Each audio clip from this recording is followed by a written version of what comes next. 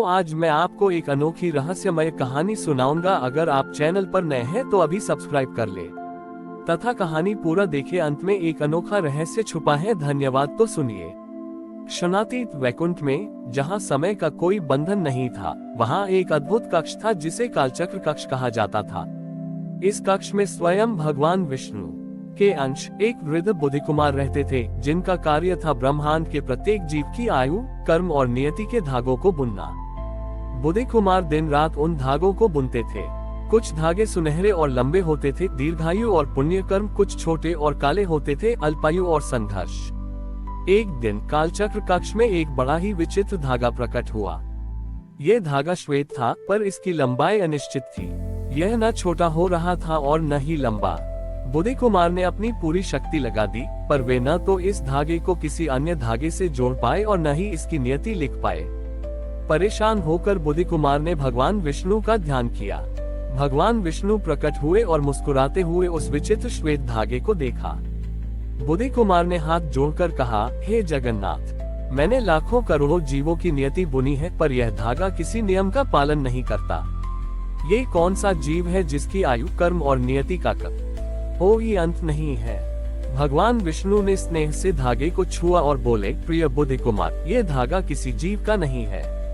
ये तो वैकुंठ का सबसे रहस्यमय धागा है। बुद्धि कुमार ने उत्सुकता से पूछा, प्रभु, यह क्या रहस्य है? उद्धरण चिन्ह। भगवान विष्णु ने व्याख्या की, बुद्धि कुमार, तुम जिन धागों को बुनते हो वे सभी जीव अपेक्षा और कामना से बंधे होते हैं। जब कोई जीव किसी फल की कामना करता है तो उसके धागे की लंबाई और रंग उसकी इच्छाओं के अनुसार सीमित हो जाते हैं। हर इच्छा एक गांठ होती है जो उसके धागे को छोटा कर देती है। परंतु ये श्वेत धागा उस भक्त का है जो पृथ्वी पर रहता है और जिसने अपने जीवन में कभी कोई इच्छा नहीं की। उसका नाम निश्रेयस है। भगवान ने आगे कहा, निश्रेयस ने अपना सब कुछ मुझ में अर्पित कर दिया है। वह खाता है तो यह नहीं सोचता कि मुझे स्वाद मिले। वह देता है तो यह नहीं सोचता कि मुझे पुण्य मिले। वह केवल मेरा स्मरण करता है और हर पल आनंदित रहता है। बुद्धि कुमार ने आश्चर्य से पूछा, किंतु यदि उसने कोई इच्छा ही नहीं की तो उसकी आयु और कर्म का निर्धारण कैसे होगा? उद्धरण चिन्ह। भगवान विष्णु ने गहरी मुस्कान के साथ उत्तर दिया, यही इस धागे का रहस्य है। जब कोई जीव अपनी सारी इच्छाओं का त्याग करके केवल मुझ में लीन हो जाता है, तब उसका धागा मेरे आनंद के धागे से जुड़ जाता है। वह अब तुम्हारे कालचक्र से मुक्त हो जाता है, क्योंकि उसे किसी फल की आवश्यकता ही नहीं है। उसकी आयु इसलिए अनिश्चित है क्योंकि जब तक वह शरीर में है तब तक वह मुझ में लीन है, और जब वह शरीर छोड़ेगा तब वह सीधे मुझ में विलीन हो जाएगा। वह जीव स्वयं वैकुंठ बन जाता है। बुद्धि कुमार को ये सुनकर परम ज्ञान की अनुभूति हुई।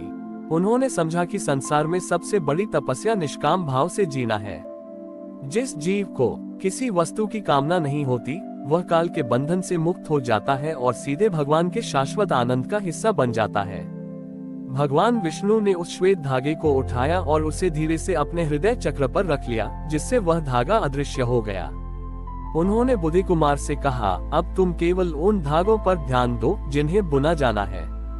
जो धागा प्रेम से मुझ में अर्पित हो चुका है वह मेरे नियंत्रण में है और हमेशा के लिए मुक्त है।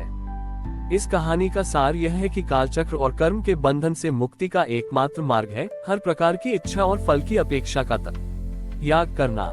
जो व्यक्ति निष्काम भाव से भगवान में समर्पित हो जाता है, उसकी नियति स्वयं भगवान विष्णु अपने हाथों में ले लेते हैं।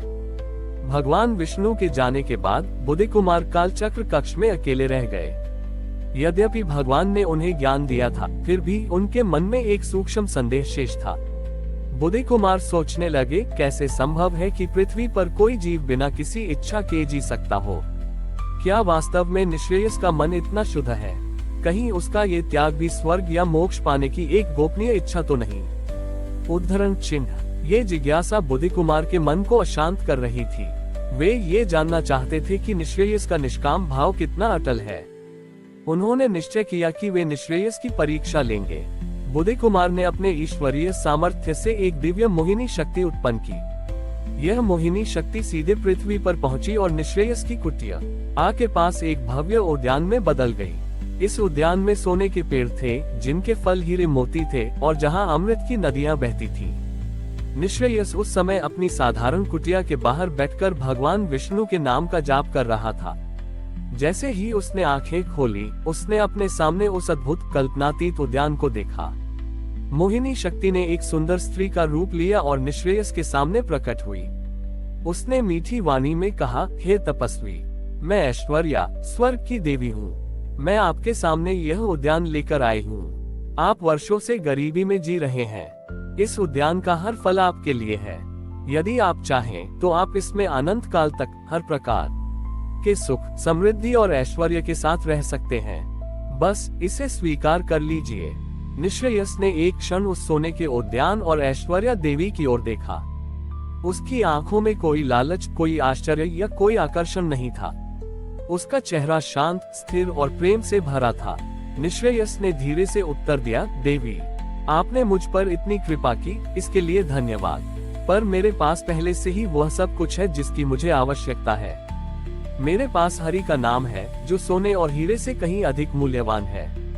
मेरे पास हरि का प्रेम है, जो अमृत से भी अधिक मधुर है। उसने मुस्कुराते हुए कहा, यदि इस उद्यान में कोई ऐसी वस्तु है जो मेरे किसी काम आ सकती है, तो वह केवल इसकी मिट्टी है। मैं इस मिट्टी का उपयोग अपनी कुटिया की मरम्मत के लिए कर सकता हूँ। निश्रेयस का उत्तर सुनकर ऐश्वर्या, मोहिनी शक्ति भौचक्की रह गई। उसे पहली बार ज्ञात हुआ कि ऐसी भी कोई शक्ति होती है जो सर्वोच्च ऐश्वर्य को भी एक तुच्छ आवश्यकता के लिए अस्वीकार कर सकती है। जब वह अपनी परीक्षा में सफल नहीं हो पाई, तो वह तुरंत अदृश्य हो गई और वह भव्य उद्यान भी पल भर में मिट्टी में मिल गया। वैकुंठ में बुद्धि कुमार यह सब देख रहे थे। जब उन्होंने देखा कि निश्रेयस ने संसार के सबसे बड़े प्रलोभन को मात्र कुछ छोटी ईया की मरम्मत की मिट्टी के लिए अस्वीकार कर दिया, तो उनके मन का सारा संदेह तुरंत समाप्त हो गया। बुद्धि कुमार दौड़कर भगवान विष्णु के पास पहुंचे, जो शेषनाग पर विराजमान थे। बुद्धि कुमार ने भगवान के चरणों में सिर झुका दिया और पश्चाताप करते हुए कहा, हे अच्युत, मैं अज्ञानी हूँ। मेरे मन में अहंकार आ गया था कि मैं ही कर्म और नियति का निर्णायक हूँ। मैंने निश्रेयस के निष्काम प्रेम की पवित्रता पर संदेह किया। प्रभु, आज मुझे ज्ञात हुआ कि इच्छा का पूर्ण त्याग कितना बड़ा तप है। जहाँ कामना समाप्त होती है, वहीं आनंद का सच्चा साम्राज्य शुरू होता है। निश्रेयस ने अपने इस त्याग से मेरा कालचक्र का ज्ञान भी बढ़ा दिया। भगवान विष्णु ने प्रेम से बुद्धि कुमार को उठाया और कहा, बुद्धि कुमार, तुम्हारा कार्य अत्यंत आवश्यक है, पर मेरा भक्त तुमसे भी ऊंचा है। तुम्हारा काम उन लोगों के लिए है जो अभी भी कामनाओं के धागे से बंधे हैं, लेकिन निश्रेयस जैसे भक्त जीवन की सीमाओं से परे है। उनका एकमात्र सूत्रधार मेरा प्रेम है। तुम्हारी परीक्षा ने न केवल निश्रेयस की पवित्रता को सिद्ध किया, बल्कि तुम्हें भी निष्काम कर्म के महत्व का बोध कराया। यही इस लीला का वास्तविक उद्देश्य था। और इस प्रकार बुद्धि कुमार ने न केवल काल के धागों को बुनना सीखा, बल्कि प्रेम के शाश्वत धागे को भी पहचाना, जो किसी भी कर्म या समय के बंधन से मुक्त है। इस कहानी का सार यह है कि निष्काम प्रेम और निस्वार्थ भाव की शक्ति संसार के सबसे बड़े ऐश्वर्य और प्रलोभनों को भी तुच्छ सिद्ध कर देती है। जिस क्षण जीव अपनी इच्छाओं पर विजय प्राप्त कर लेता है, वह काल और कर्म दोनों से मुक्त हो जाता है। तो आज मैं आपको एक अनोखी रहस्यमय कहानी सुनाऊंगा। अगर आप चैनल पर नए हैं तो अभी सब्सक्राइब कर ले तथा कहानी पूरा देखिए। अंत में एक अनोखा रहस्य छुपा है। धन्यवाद। तो सुनिए।